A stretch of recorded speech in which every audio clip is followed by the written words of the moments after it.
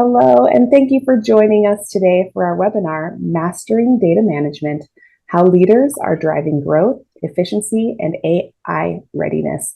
My name is Emily Milam. I'm the Principal Event Strategist for Dun Bradstreet, and I will be acting as moderator today. With us, we have Elizabeth and Jayesh. Thank you both for joining us. To start, I'd love to hear from each of you. Can you introduce yourselves, your current role, and what excites you the most about the role of MDM in driving growth today? Jayesh, we'll start with you.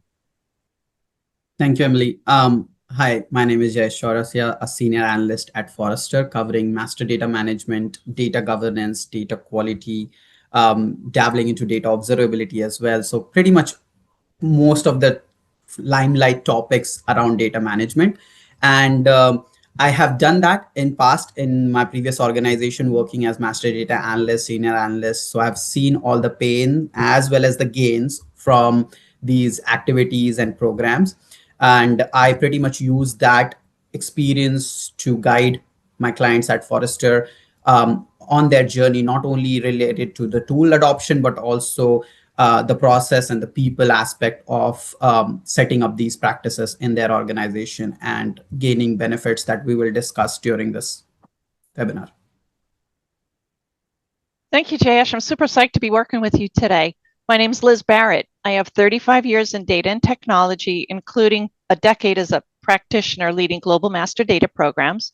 Currently, I lead Dun Bradstreet's client training, client success, and teams of subject matter experts across data, technology, analytics, and master data. For over 180 years, Dun Bradstreet's been mastering data, which has served as the foundation of growth for our customers.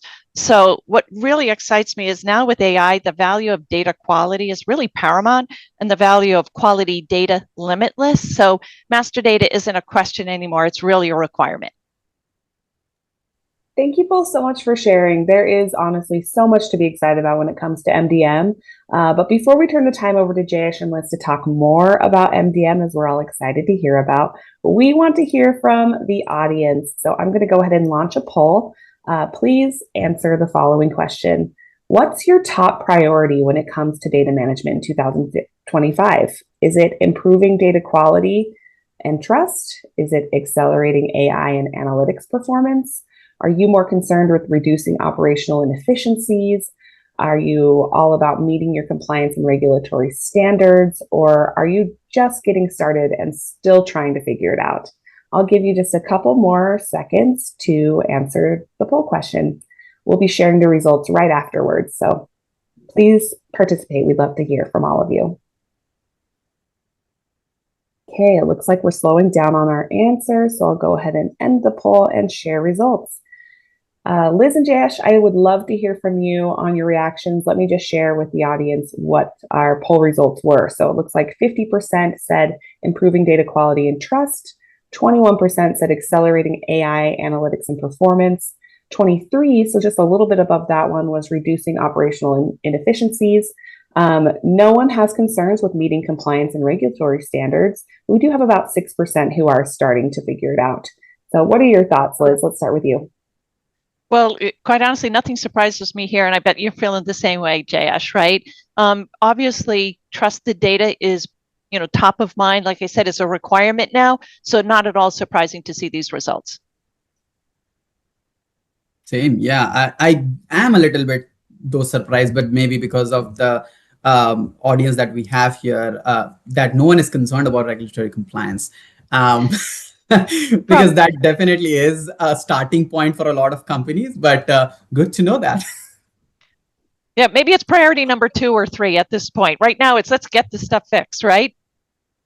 It was a single answer survey, so that could absolutely be the case. But I think this serves as a great segue to hand over to you, Jayesh. Tell us a little bit more about the Opportunity Snapshot and your findings. Absolutely. So Dun Bradstreet commissioned, Forrester Consulting team to conduct the research for us to, for them to know, like, first of all, related to the same thing, what are the priorities, how enterprises are navigating this growing complexity around data. And these growing complexity can be of different types, and we'll see what those have been. And also how that complexity can be solved using unified master data as the foundation for better insights, performance, growth, AI readiness, all of those things.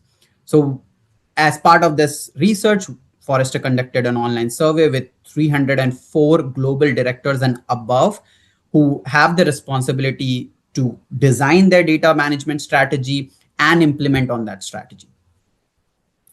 So here are some of the findings. But before we get into the findings, sorry, who did we reach out to?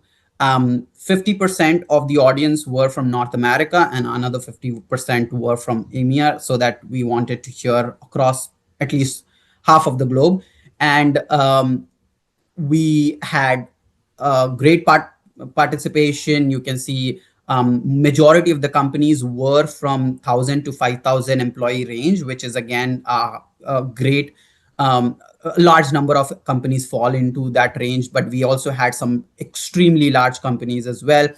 As our focus was on the people who had the titles above director level, but as you can see, more than 50% of the respondent were from C-suite and vice president. So again, we are hearing from the people who are responsible for decision making and changing the direction of the company and taking some of the bigger challenges on.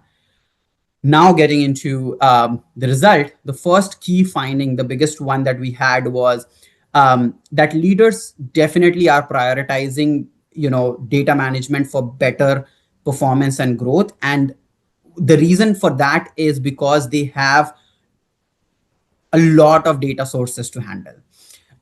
When we ask them like what is their how many number of internal and external data sources they have, the midpoint was 32 external and 32 internal data sources. Imagine the complexity and chaos that it must create. And then going forward, the second key finding that we had was, even in a scenario where the complexity of data and ecosystem of data is such disparate sources, the data stewardship, which intuitively feels like would be the first step that organizations would take, is still something that organizations are deciding over, are thinking and planning to implement over the next 12. Like a majority of them, 67% of them are still planning to implement it in the next 12 months, which means they do not have a solid foundation at this point. So they lack a foundation for stewardship. They lack the foundation for data governance, which of course can then have multiple repercussions.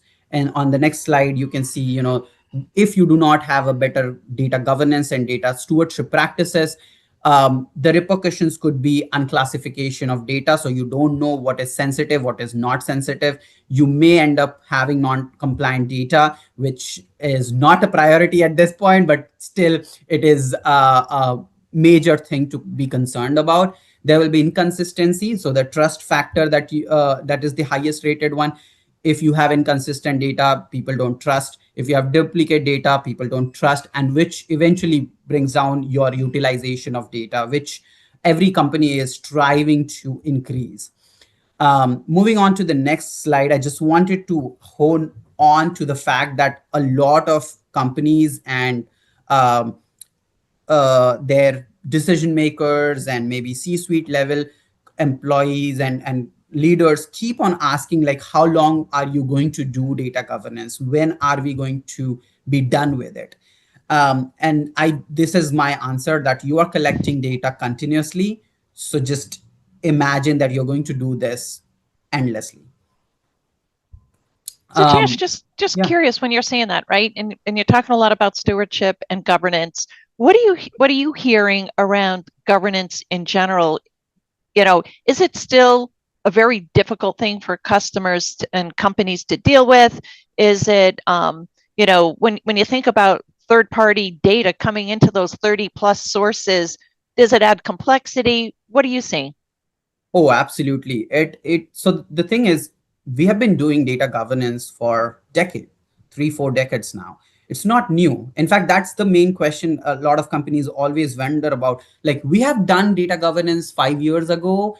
it did not work out, and then the council stopped meeting, and now we don't have anything. But AI is new thing. So now data governance has again invigorated. My senior leadership wants me to govern data.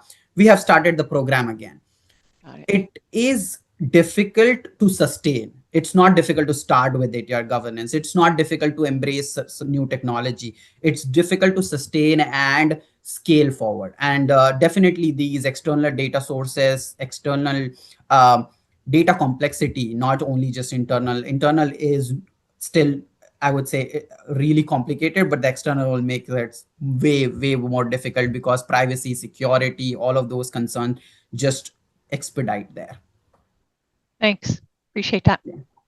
This is great to hear a little bit about the data environment as a general, but we'd love to hear about your specific data environment. So I've launched another poll. If the audience could participate, we'd appreciate it. So the question here is, how would you describe your current data environment?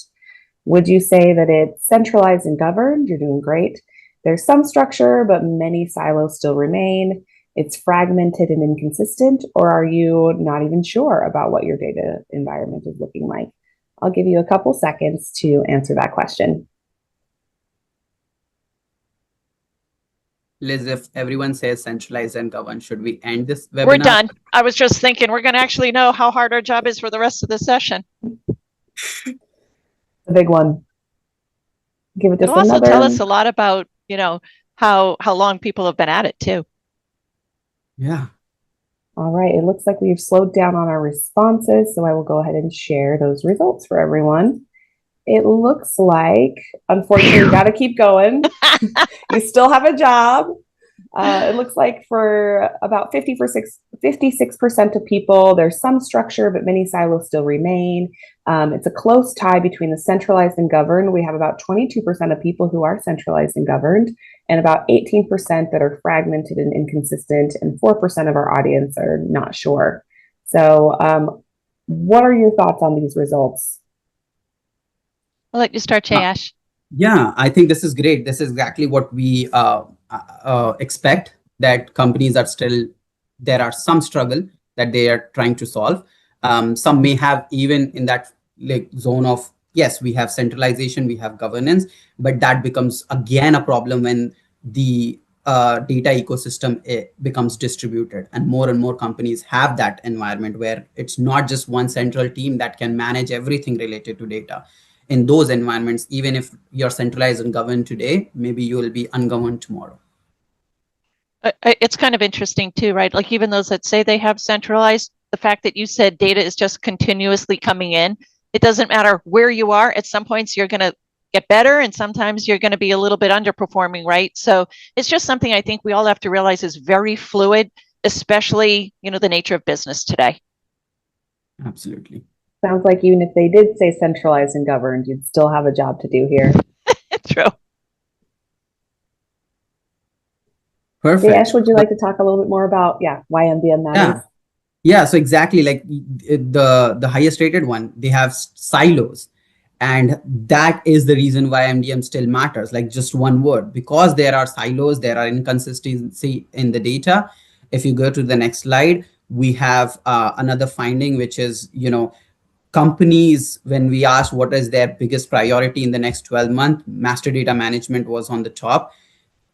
Having a consistent structure for their data is the next one. High quality, all of this, I think it would matter to everyone who is in the audience today, that yes, these are the problems, these are the priorities that we are trying to solve. So ensuring data consistency and trust is paramount. And master data management, at least the promise is that to deliver it, it depends how you implement and who helps you to implement it, which is why, if you go to the next slide, you will also see another key finding where leaders are, again, as I said before, they are prioritizing data management because these are the benefits that they expect from the data management, from a better data management ecosystem. They expect there will be some more revenue, and not only dollar values. And I always, yes, more revenue is on the top most of the time, but customer experience, data quality improvement, better and easier decision making. These are other benefits that definitely comes along with better data management, and revenue is just a byproduct. Yeah, it looks like it's a lot about growth there, right, Jayesh? Yes, exactly. How can you grow, and how can you just take your data ecosystem to the next level so that you are prepared for the next wave. And talking about next wave, MDM is powering that next wave of intelligent business. These are the capabilities, or some of the capabilities that MDM is offering. It is enabling AI readiness, where MDM, initially was just within the IT ecosystem. Now it's entering the business and AI realm, that, hey, we can enable AI readiness with clean, structured data. There is acceleration in innovation using MDM data. It also improves the decision making, because now you have a unified source of data where you can go and be sure that this is trusted, unified data for my customer or my product, whatever I'm looking at, and then take a better decision. It also reduces fragmentation, which was our third thing. Like, there is fragmentation, there are silos in the organization. So MDM brings all of that data in one place to create that single view. And of course, all of this combined delivers holistic trust, because you trust the data, you trust its currency, you trust its completeness, accuracy, consistency, all of them, those things. And many new MDM platforms are also bringing lineage capability, which means you have transparency as well embedded within your ecosystem. Moving to the next one, what do we have? I think. So, yep, next up, I've just got a question for you two. Now that we understand a little bit better some of the benefits of MDM, Liz and Jayesh, I would love to hear your thoughts on this. How has master data management evolved, and where do we stand today? Liz, do you want to go first, or should I? I'll be happy to. Well, I mean, from our perspective, master data management, it's really shifted from like that back end area of focus to a business critical function. Today, we're really dealing with more data, more systems, more complexity than ever. And without strong governance and trusted data quality, it's really hard to move fast or make confident decisions. And I think we just saw that, on a lot of your responses. The companies we see that are getting it right are the ones treating master data as a strategic asset and using it to really unify those disconnected systems, improve the performance, and lay the groundwork for AI and smarter, more resilient growth. They really are seeing data and quality data as a key component to anything they're going to do moving forward. Absolutely right. And on a similar note, of course, MDM has definitely evolved from that back office that you're telling them, from back office data hygiene or IT initiative to a strategic enabler, which is just driving business value. It is not just a deduplication and record matching activity anymore. It is providing you operational efficiency. It is providing you the foundation for all that AI readiness I talked about, digital transformation. Many companies are migrating to the cloud. So MDM, a better MDM product or practice, is helping expedite that particular process as well. It is offering you embedded governance, embedded data quality, lineage I talked about, stewardship, which is missing for large companies and large part of our survey.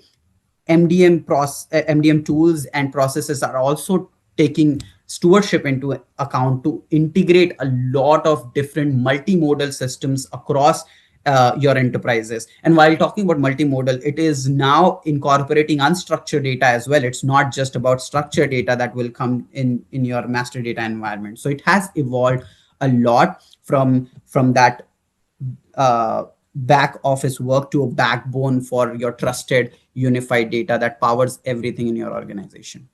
Jayesh, I'm just thinking, like, we've both been practitioners, right? So if you think about, 10 years ago, if you could get an executive or someone in a leadership position to talk about data and data quality, it was like, pushing a canoe up the stream without a paddle, right? Now, especially with AI, if those, if the business isn't talking about the data used to empower and to utilize AI, they are behind the 8 ball. So the whole, almost industry is flipped to reactive versus very proactive.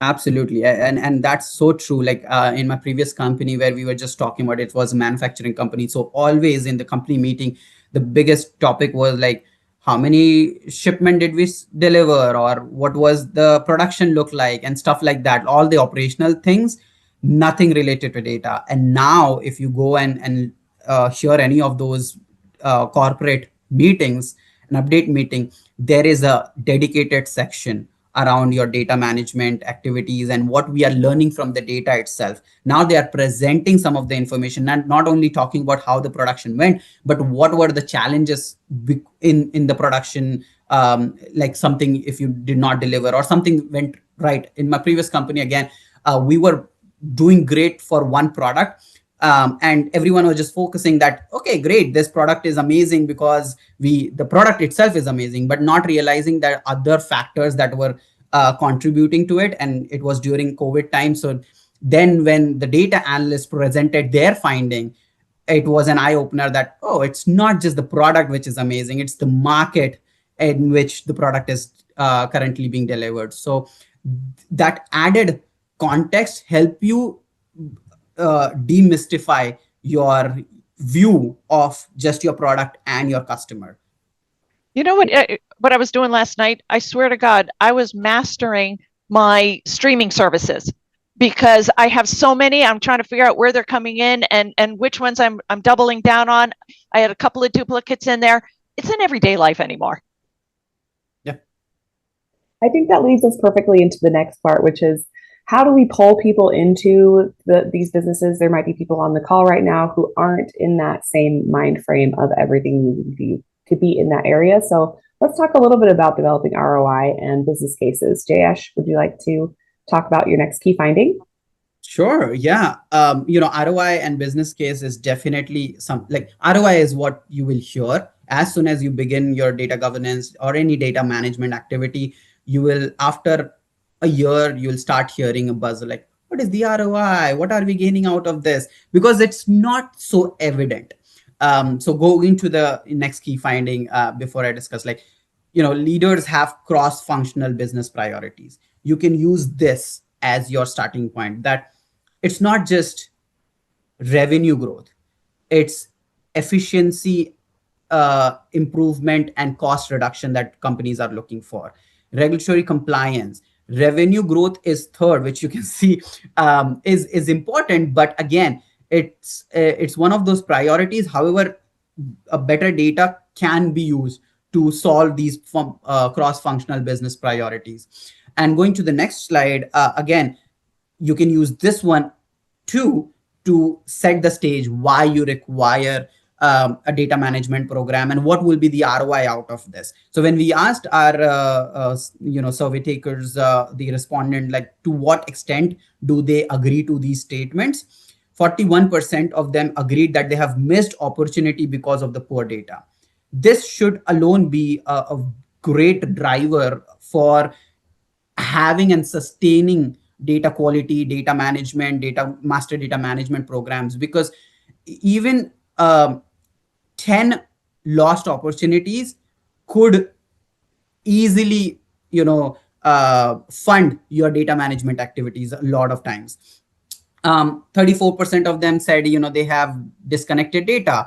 Many of them say they don't trust the recency of their data, and poor quality has impacted not only their opportunities but also the AI use cases that they are currently working on. So these are some of the prominent ones. I would say just use any of these anchors to drive not only the decision but at least the discussion in your organization. Bring your stakeholders, your CEOs, or at least a vice president level person into your board so that they can speak for these capabilities, for these programs, and make it a central priority rather than a couple of teams just working on their own and trying to fix the data. That's right. Perfect. I think there's another slide. Yeah. Yeah, so you had mentioned that, revenue, that ROI always sneaks in whenever you're implementing something new. So I would love to just dive a little bit deeper into that. Let's talk a bit more about how revenue and data management work hand in hand. So I'll ask you and Liz this question. How do data management practices influence ROI and deliver measurable business values? Let's start with you, Jayesh. Sure. Yeah. So as I said, this is one of those questions that keep on coming every now and then, and because it is difficult to show the effects of governance quantitatively. Of course, qualitatively, you will see some benefits, but it's difficult to measure them. However, there are organizations with strong data governance programs who have ensured that their data is accurate, consistent, secure, and using that to drive impactful business outcome.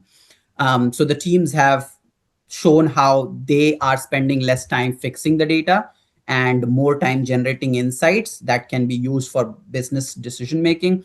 They are not spending a lot of time just curating the data. They are spending more time on AI and analytics that is more reliable now. There is lesser risk of regulatory non-compliance, which will help them avoid any type of fines or any type of reputational damage as well. And then along with this, these data governance practices are not straightforward, again, dollar value, but there is improvement in customer experiences. You can measure that in qualitative scale and then present that as an ROI. Usually, and I have recently delivered this report on KPI building, like what are the KPIs that organizations should or at least think of having in their data governance program. And it is being received so well because some of the organizations are just taking it as it is and just adding into their data governance dashboard, because the just metrics, those KPIs, as you measure those, it becomes really evident that it's not just qualitative metrics. It's not just, hey, I will gain something out of data governance. Now it's the reality. Now it's easier to follow on those ROI and business values. And it's funny, Jayesh. Yeah, it's just kind of interesting, right? Where there's so many use cases where data management really brings value and a strong ROI. A lot of times we find you have to have the right sponsor who wants to be able to work with you hand in hand. Like for an example, when your data's clean, connected, governed, and teams are spending less time questioning it, they're able to deliver more revenue, right? They're spending more time doing their job versus cleaning data. That strong data management, it's really going to unlock faster, for example, for sales, segmentation, better personalization, higher conversion rates. There's just so many other benefits. It's not really always just about operational efficiency. It can really drive growth. But I have yet to have one sales leader say, give me more quota. I'm happy to, because I know we're going to get ROI. So it's also about finding the right sponsor who's going to help you deliver your message. Those are great insights and really helpful information on how to build a strong MDM business case. But now we want to hear from our audience again. So we have another poll question that I just launched. You should be able to see it on your screen. The question is, what's holding your team back from implementing or expanding MDM today? Is it the lack of internal ownership or alignment? Is it difficulty justifying the business case? Do you have insufficient tools or platforms? Is it the budget and resourcing constraint? Or have you already implemented MDM and you're doing great? I'll give you folks a couple seconds to answer that question. Any initial thoughts, Liz and Jayesh, on what you think the results will be? There's plenty of results that right here, it could be all of the above. A lot of times people automatically, it's money, right? It's the dollars. But there are so many different factors that can play in. Wonderful. Yeah. It looks like, sorry, go ahead, Jayesh. I have heard like sometimes the business case itself, that defining that business case, we need it. Because a lot of tools now offer embedded capabilities. So people are confused, like, we may already have some MDM type of system. So do we even need do you have a business case to have or expand on their MDM programs using a separate tool or a new team member or dedicated program? Well, let's see how everyone answered. I'm going to share the results. It looks like we had about 42% of our people saying that it was budget or resourcing constraints. Next up is 24% with a lack of internal ownership or alignment. About 20% of our audience says that they already implement MDM, but I think, Jayesh, you brought up a really good point before talking about how that implementation can vary and usually needs a refresh. 7% said difficulty justifying the business case, and we had another 77%, that said insufficient tools or platforms. Additional thoughts that you two have on that? I guess, one of the things that we're finding is, those organizations that are more successful and actually get that organizationally embraced program is really built more on, more of a phased approach.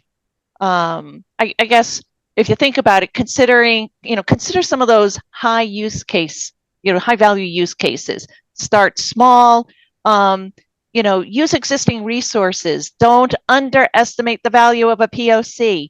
When you actually have hard facts, real findings, then all of a sudden, it's not about a hypothetical anymore. You have the ability to go ahead. So whether it's resources, the organization's not, buying in, you have abilities, all these little pockets. There isn't anybody who can't benefit from quality data. The question really is, do you have to bite off more than you can chew? Really think about the organization. What's their likelihood to adopt what you're doing? Don't fight a battle that you don't want to fight. Take on what you can and get them to win. It's amazing how many resources across the enterprise want to piece of your good, clean data to help solve some of their issues. Everyone can benefit on some of the work that you're doing. I think we know that resources are always tight, and I don't think we were surprised at all to hear that budget and resourcing was the largest or the biggest concern that people have. But I think you're really hitting the nail on the head on the next question that I wanted to ask you, which is, where should organizations start if resources are limited to support a data management project? Liz, let's hear from you first. Please continue with your thought. Yeah, it's so interesting, right? Like, Jayesh, I'm sure you have tons of examples on kind of what we just talked about here, right? Like when I was a practitioner, usually, again, this is like a decade ago or so, you'd have to go try to get millions of dollars. Thinking through those different components on how people answered, being able to just pick off different pieces, all of a sudden things can change up, right? And in a sense, the momentum right now feeding into the need for quality data just really changes things overall. I don't think anybody today has all the resources they want to have to be able to just buy right into a big program. So that piecemeal approach we're still seeing is one of the most beneficial ways to start. True. So true. So just building off on the same thought, right?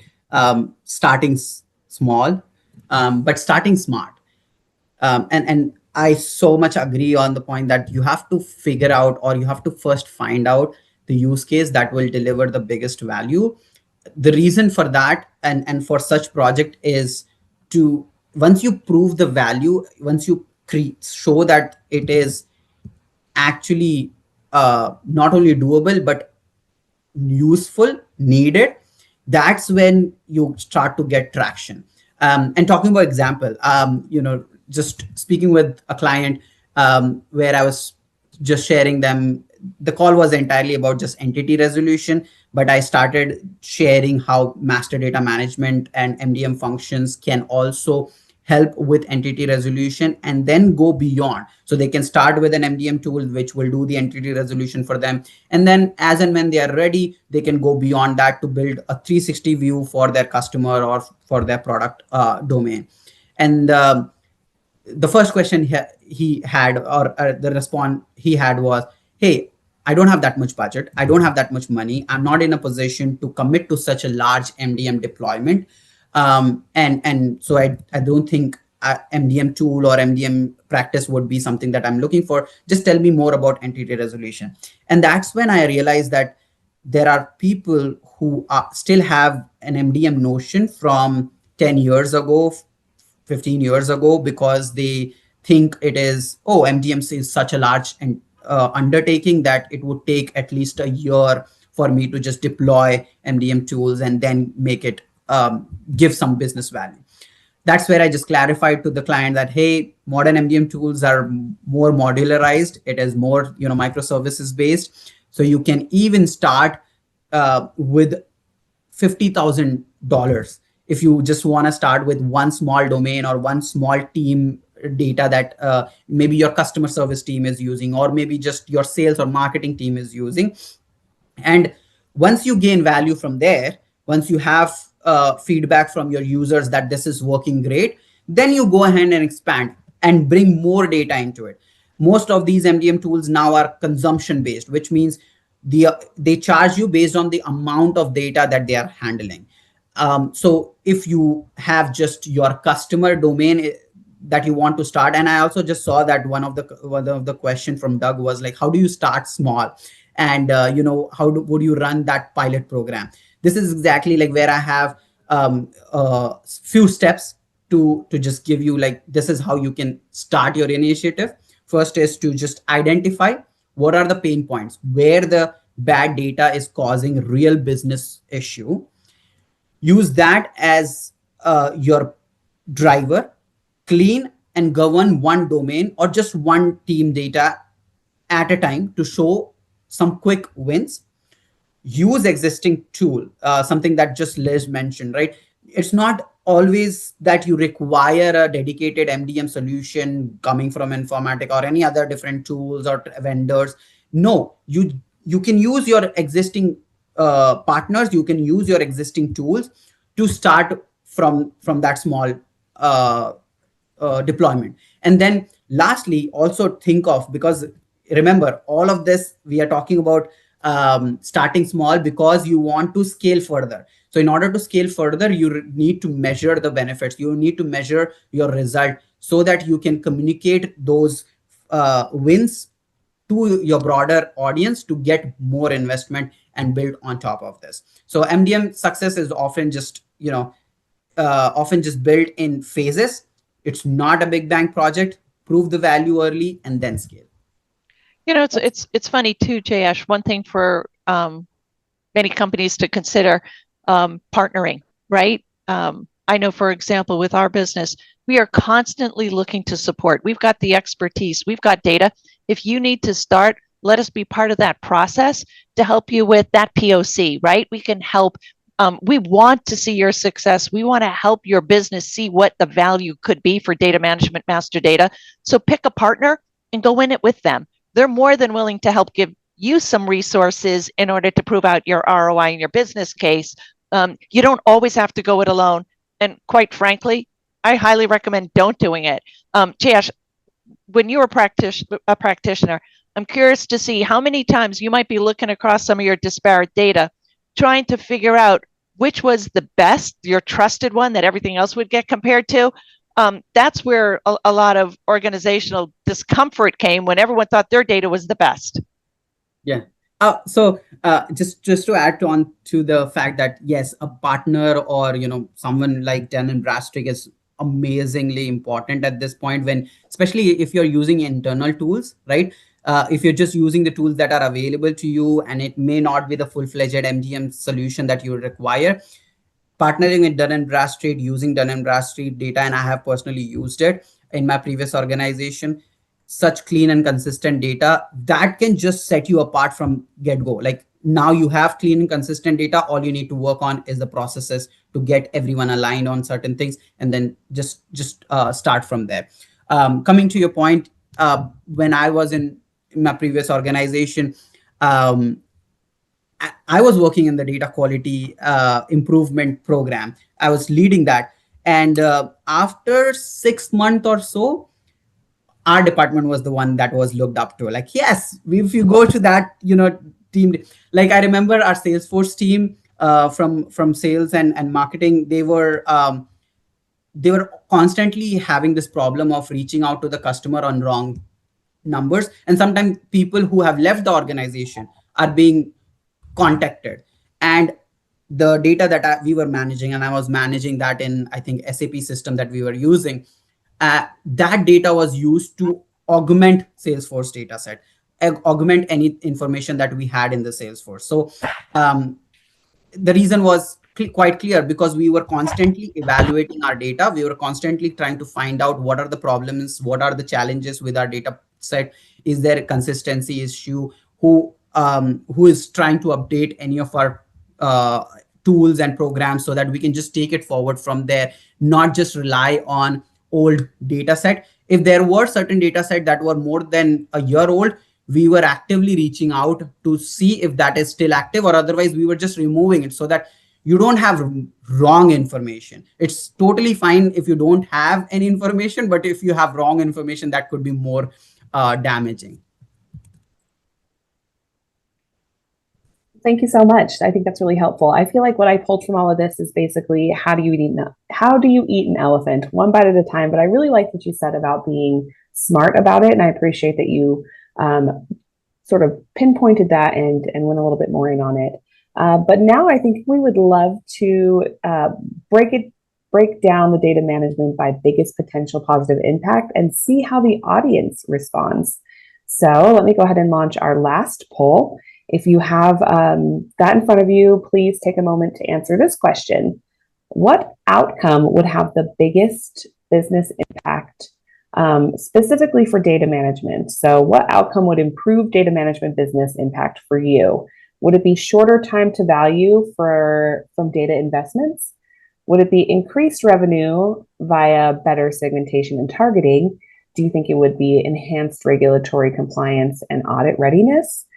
Is it more effective AI and analytics initiatives, or is it improved supplier customer onboarding? I'll give you just a moment or two to answer that question. Emily, while they're answering, I just want to let you know, somehow Zoom has stopped my video. So I'm still here. You just can't see me. Perfect. Yes, I was just looking at that, seeing if there was anything I can do. It looks like it's not allowing me to change that setting. So we're happy to have your voice, though. Cool. All right. Okay, it looks like we've had a good quorum. Give it just another second or two for people to respond. All right, going to go ahead and share the results. It looks like about 38% of you said more effective AI and analytics initiatives. Just behind that, with 27%, we had shorter time to value from data investments. Right after that, with 22%, we had increased revenue via better segmentation and targeting. And then on the end of our responses, at 8%, we had improved supplier customer onboarding, and 5% of you said enhanced regulatory compliance and audit readiness. Liz, what are your thoughts on those results? Well, again, I love the fact that, some of the things with the biggest impact is going to be AI, right? That should be really no surprise to us at all. And then obviously shorter time to value for the data investments. It's really about taking data and turning it into something incredibly powerful. And obviously it's the significant engine for any AI project. I love the audience today. None of them cares about regulatory compliance at all. And this is, reshaping my understanding of some of the priorities for companies that I'm speaking with. So this is really helpful and new thing for me to just follow along. Great. Having a couple extra respondents is always great.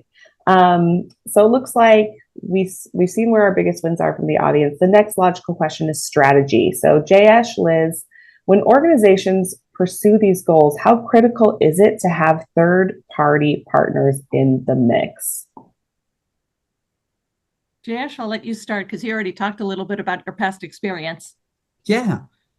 So I think definitely external partners, be it directly, data partners like Dun Bradstreet or any other SI partners or whoever you deal with, they may seem like an extra expense or something that you may not need if you have sophisticated team and stuff like that. But I have more often than not seen that it's not the case. External data partners or third-party data management partners First, the biggest thing that they bring is objectivity. I have heard endlessly from organizations that internal office politics do not let them do what one team or one person is trying to do or thinking of, this would be the best solution. And then the other team is like, no, we don't think that's the big solution. That's where the third party, data partners matter a lot, because then they don't have anything to do with either of those teams. They are going to just give you the best advice that you're looking for to solve the problem, not for one team or the other, but just solve the problem that you have. Recently I've spoken with another client who was working as the lead of data and AI governance at a large company, and she was just telling me exactly the same, like how some of the key decisions that were taken for their data governance tool and implementation roadmap was not something that she agreed upon, but internal office politics did not include her. So in such cases, a good third party partner who can help mediate those issues. They also bring scale and speed to your data strategy and implementation. They offer specialized tools, framework, which they have used in multiple places for success. So they have reiterated, you're implementing governance for the second time, let's say at most, you did it in the past, you failed, you did it again. But these partners have done it tens and hundreds of times. So they know what works and what doesn't, and they give you that unbiased opinion. Their external perspective can also identify any blind spot or challenges that your internal assumption do not let you see. And lastly, they accelerate your execution. They help you move faster from strategy to planning to implementation to impact. So I usually see, like, the best partners, the biggest concern is like, if we bring any partner, we will have issues internally. People will feel like, okay, now they are not important. But the best partner would not replace your internal team. They will just amplify them further. That's great. Liz, what are your thoughts? Well, Jayesh, I agree with you, right? We believe that partnering with a third party, it's just really a difference maker. And I just want to kind of reiterate what you said and cull it down in a sense that, if we think that data management, master data, really, the success isn't just about technology. You've got to have alignment, governance, momentum, and really having that right external partner. It can bring that objectivity. We're not here to override data. We're kind of like a gut check, a SME, bringing a second set of eyes to help you assess where you stand, bridge internal gaps. And I also really feel help you move faster with confidence, as you said. When data lives in so many places and governance spans multiple teams, that outside lens really becomes, more of an external governor in a sense, or an overseer to help you ease the burden and take that complexity and turn it into clarity.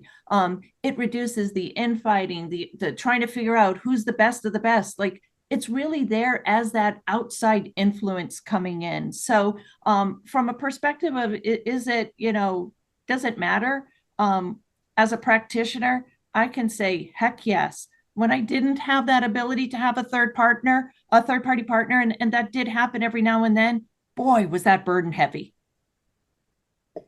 Thank you so much. So just to sum, and I think what I'm hearing from both of you is that, that strong external partner not only brings objectivity, as you mentioned there, Liz, but it helps with momentum. And as we talked about, those governance, it really lays the foundation there. But I think what the real payoff is, and what we saw from the results of that last question, was that it's really about using all of that for advanced analytics, empowering AI. It always comes back to AI these days. So Jayesh, could you maybe tell us how teams can progress to become AI ready? Absolutely. And I think that's our next slide. Yes, exactly. These are some of the steps that I'm recommending. Of course, there is much more to become AI ready, but building a comprehensive data management strategy A lot of time people confuse between data strategy and data implementation guide or roadmap. Data strategy should be really simple, core to what are the business objective, what are the challenges, and how are you going to solve it. Not a lot of detail, just key bullet points. Work on that comprehensive data management strategy, then leverage the phase approach that we talked about. This strategy will drive how are you going to implement and what you're going to do, measure the outcome, and then improve continuously. I talked about KPIs, I talked about metrics, and those help you stay on course. You're not just starting on one outcome and then suddenly shifting to another one. These measuring the outcome gives you a better direction that whether your actions are working or not, or is there some other approach that you need to take. And lastly, that we discussed, you need to evaluate a third party data management partner that can help you in your use case. So even also remember that depending upon your use case and what you're trying to solve, that partner could be different. You may have a great relationship with one partner because they have implemented something in your organization well, but for some other use cases, it could be a entirely different partner who has better expertise in that particular use case. Well, thank you so much. I really appreciate you sharing. And I think at that point, it takes us to the end of our content. So I would like to take a moment to thank you, Liz and Jayesh, for sharing your amazing insights. This does conclude our webinar. So thank you to our audience, all of you, for joining us today.